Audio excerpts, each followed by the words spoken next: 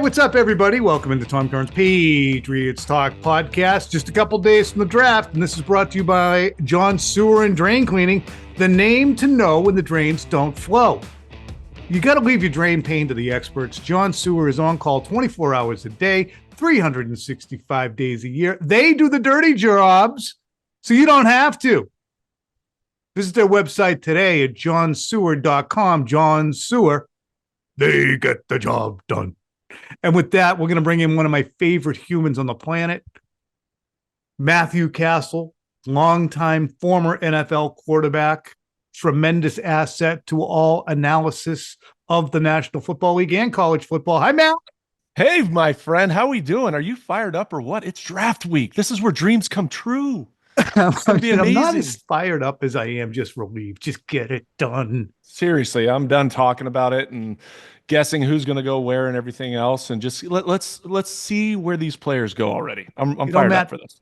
Poop or get off the pot. That's really what I come down to. Yeah, and you're going to need to after all those grapes you've been eating this week. I know, I'm trying to eat healthier. I actually bought some Breathe Right strips too, because my buddy Mike Gallagher had said, I've been using the Breathe Right and I'm sleeping like a baby, and I got a touch of the apnea. So I'm trying to clear that up, and I slept like a baby last night. I'm going to try that. I haven't done that yet, but it sounds like a good plan. Anything to make you sleep better. It's funny, though. I'm realizing now that I still think I have some adhesive on my nose. Hey, Matt, sorry about your action figure.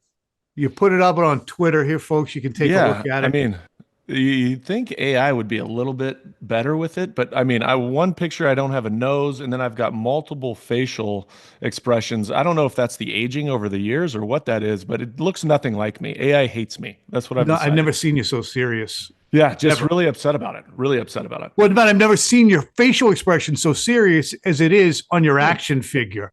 I know. And they named it the ultimate backup. I was like, wow, they even are trying to take a crap on me. It's amazing. That's another thing for John Sewer to come out and take a look at. They'll get the job done. Clean my drains and my AI account, please. Yeah, your AI account. So, Matt, as I said, not a serious guy. And on the Lots to Say podcast, you get a sampling of just how fun Matt is on a regular basis. Is this a fun podcast? Yes, it's fun. Here it is. How many quarterbacks do you think would need to go down for them to call you right now? Oh, man, a lot. They'd be like, Cassel, can you come in for a workout? And they see me and they're like, nope, not today. We're going to make you run a 30 instead of a 40. Yeah, we got lots to say. All right, so you've moved on from us, apparently. No, I haven't moved on. I'm just, dabbling in a few other things. Lots to Say Lots to Say podcast with Bobby Bones and myself. Been amazing. Have a lot of NFL personnel on there and players, and we have a great time doing it. Bobby's incredible. He's funny. He's entertaining. So, yeah, we'd love you guys to come on and check it out. Okay. All right. Enough of the plugging. All right, let's stop plugging. What would you do if you were the Patriots general manager and or head coach at number 4 in this draft? You know the needs. Number 4, you know the needs. I mean, I really do believe in the heart of hearts that Abdul Carter and Travis Hunter are going to be gone at that point. I'm going to take Will Campbell from LSU, the left tackle. It is an immediate need that we have to secure for the Patriots, especially with Drake May back there. You've got to protect him. This offensive line over the last 2 seasons has been one of the worst in the league in terms of pressure rates and what's been going on.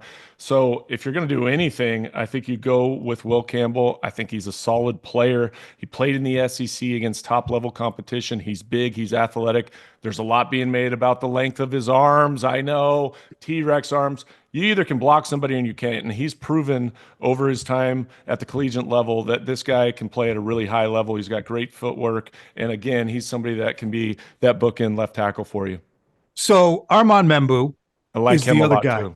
Mm-hmm. So you could flip him, but both of these guys have that like niggling little detail that disqualifies them from being elite prospects in the minds of evaluators.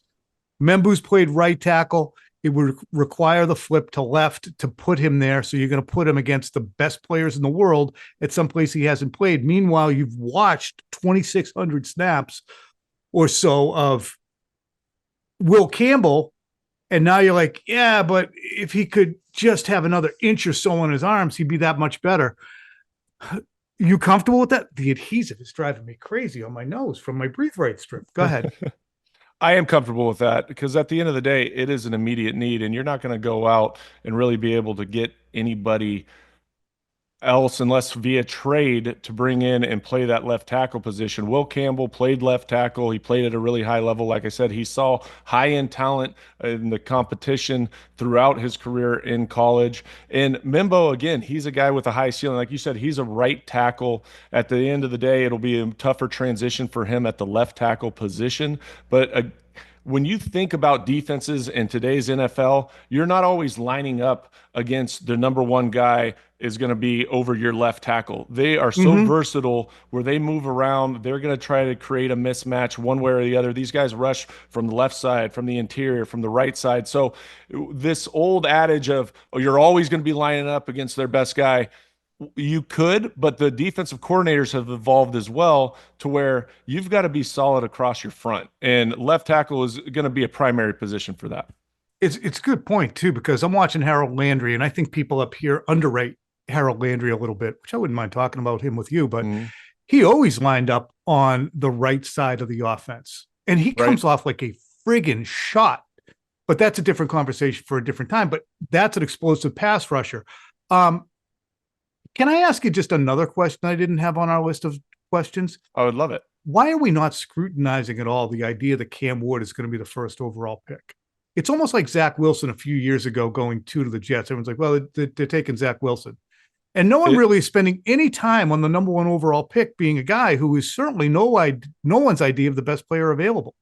It is a little bit fascinating. And when you look at the quarterback class, everybody compares it to last year's quarterback class, which is rare to have 6 guys go in the top 12 and multiple guys last year in that top 12 had success as rookie quarterbacks. Jaden Daniels having the most historic rookie season of any quarterback to ever play, but Bo Nix taking his team to the playoffs. So you've got a number of guys. And then when you look at this year's draft class, you say the obvious thing to do would, where would they rank last year? And Cam Ward wouldn't be in those top 6. He'd be right outside of that. Wild. I think he has a tremendous skill set. I really do. I think he's competitive. He's a guy that's had to earn it every which way. He's been through adversity in college, went to junior college, went to Washington State, performed outstanding with the talent around him last year at Miami. So I do believe we talk about a ceiling, but the ceiling continues to get higher for him. And I do like the fact that he's been through adverse conditions. And that just means to me, he's going to come in and work his butt off. And Tennessee is in dire need of a quarterback. Oh my God. So,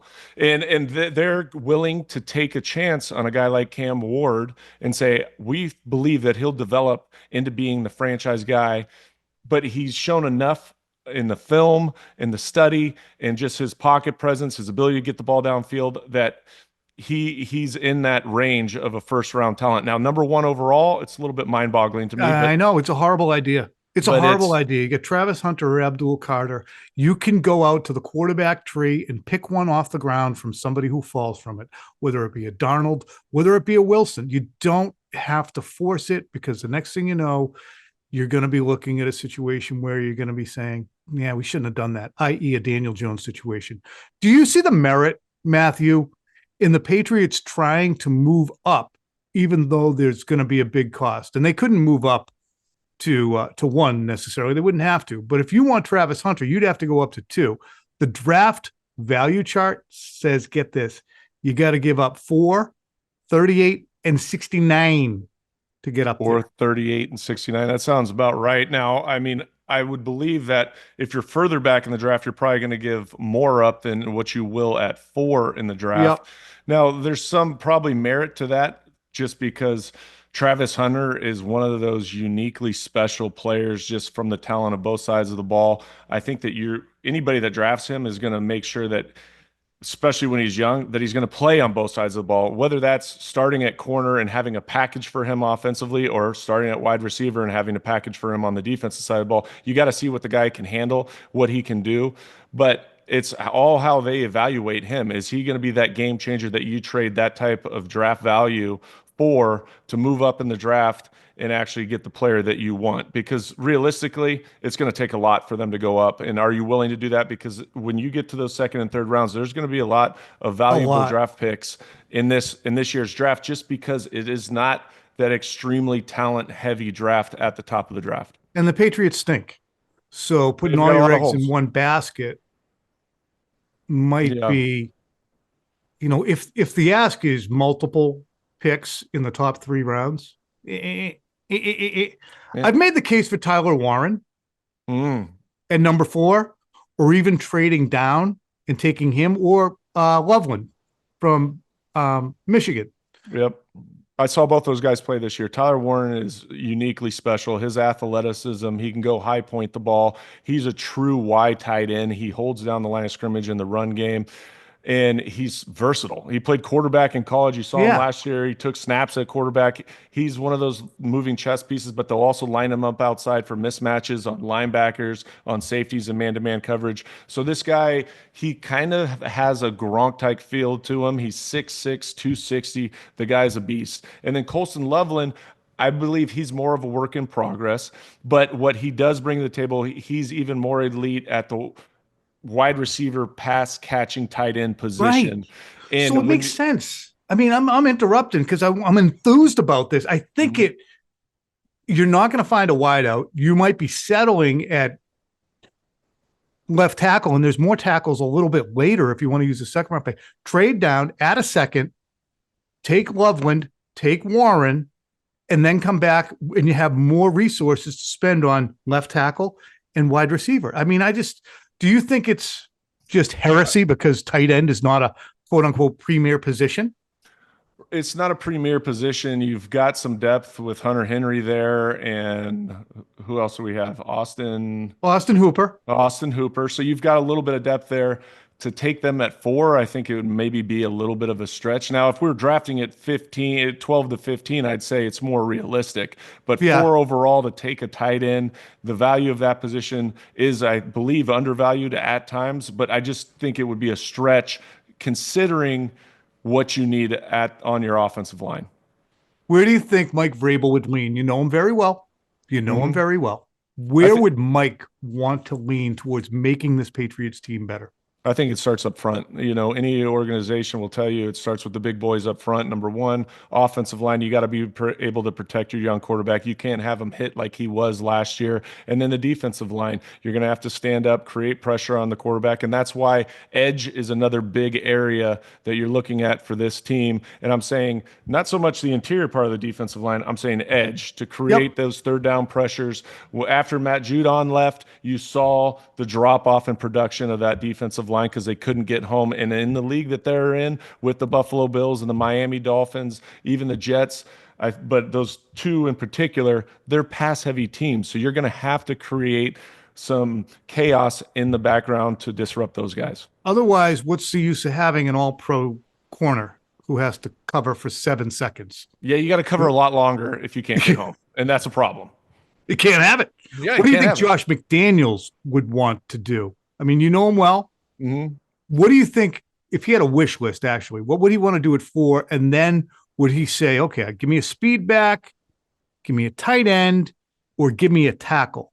Because we've had Hoyer a million times say Josh can game it up on the offensive line and figure out ways to negate the pass rush and help out the tackles.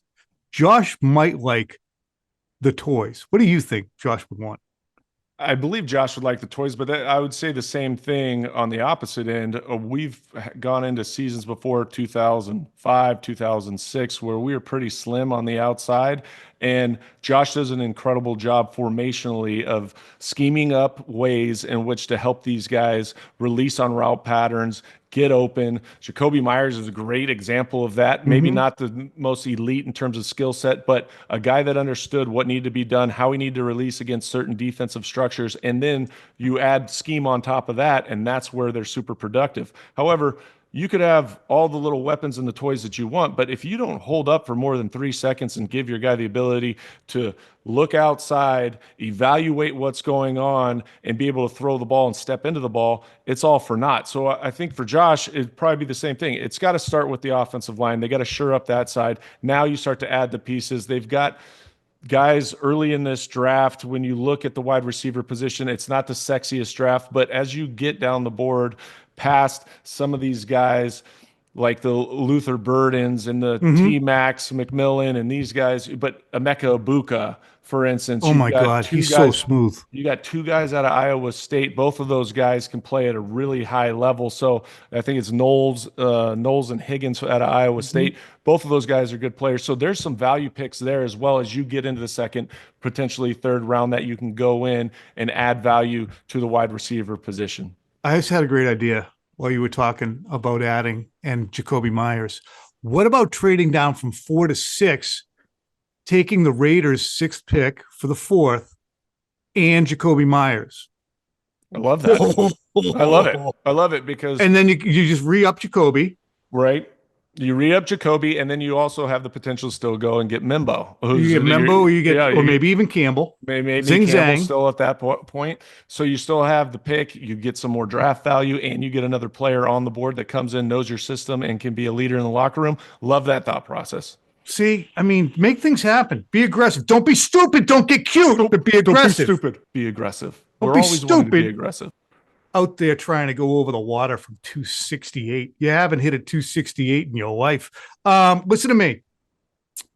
You did a nice thing on your podcast. It was a nice thing on the preferred running backs that you've seen in your job as an analyst for NBC. Who are some of the preferred guys that you saw? And I want to start specifically with a guy that Hoyer was all hot and bothered about, Travion Henderson. Love him. He was hot and bothered in a good way or a bad way? Oh, real good, real good. Real good. I was going to say he's an outstanding back. Straightening his pants, loosening his tie, the whole nine. Yeah. I mean, he's a true 3-down back. He's a guy that can be in there on first, second, third down. He can run inside the tackles. He's got that explosive speed, great contact balance, can take it 60, but he can run tough in between the numbers. The thing that I love most about him, though, is his pass pickup. He takes pride in that. And you know that a guy's a football player at the running back position when he'll step up in the A-gap and take on a blitzing linebacker and just stonewall him. And if you turn on his film, you watch it, it's time and time again. So this kid takes pride in it. And I also got a chance to watch Quinshon Judkins. He's another guy that's impressive, probably a little bit bigger frame than Travion Henderson, it seems like, but also a guy that runs with great contact balance. He's very versatile. There's a kid out of Oregon named Jordan James is another guy that I got to watch a lot. He's a really tough physical runner. I mean, it's a pretty deep running back class. It's just how people look at them and value the running back position. Because I think the top two guys in this year's draft class, Ashton Genty, Omarion Hampton from North Carolina, those two guys are legit. And then if you want a different kind of flavor, you've got Caleb Johnson from Iowa, who ran for a boatload of yards, big physical back. Kind of reminds me of like a DeMarco Murray. But there are guys out there in this draft class that are explosive and are highly, highly talented backs that have played a lot of football. That would be definitely somebody that would help any of these offensive units.